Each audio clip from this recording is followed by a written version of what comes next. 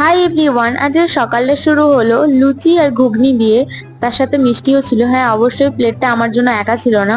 আর শানভির চুলটা সবাই দেখো কেমন লাগছে। আর আজকে আমরা সকালে স্নান টান করে রেডি সেডি হয়ে যাচ্ছি অফিসে, কারণ ছিল শ্যামদার বার্থডে। আর এই সুন্দর কেকটা বানিয়েছে বৌদি, মানে শ্যামদারই বউ। আর সবাই এখানে এক জায়গায় চলে এসেছে, অফিসের স্টাফটা আর আমরাও সবাই মিলে, কারণ এখন কেক কাটিং হবে।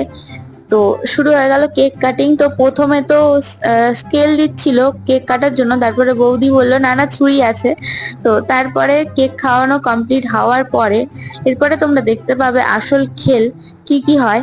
তো দেখতে থাকো কে কাকে কতটা বেশি কেক মাখাচ্ছে আর কে কার গায়ে কতটা স্প্রে করছে।